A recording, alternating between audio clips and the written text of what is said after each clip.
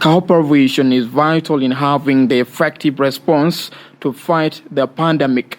The major countries, donors, UK, EU, and US, said their assistance in fighting COVID-19 remains uncheckable as the country battles against COVID-19 epidemic. Ambassadors of the UK, EU, and US and Vice President for Service Cluster, who is at the same time the chairperson of the National Task Force, conducted a discussion on COVID-19 preventive measures.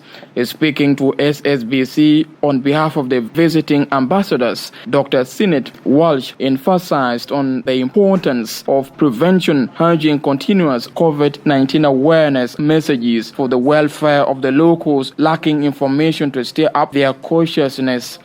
We touched on the importance of prevention, how critical it is that we really continue that hard work of getting the messages out on how people can prevent themselves from getting COVID-19, the wearing of masks, hand washing, distancing, these kinds of issues.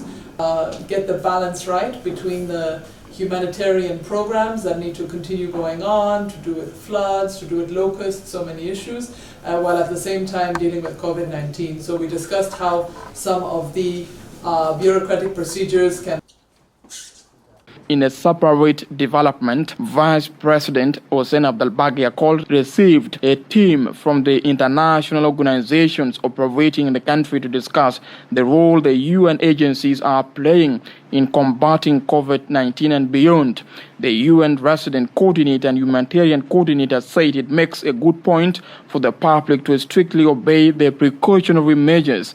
Humanitarian coordinator recommended the necessity to continue providing humanitarian services to the needy persons since the presence of COVID-19 has changed the living standard of many in the country. It's the center point upon which we're going to organize our activity in support of the national response.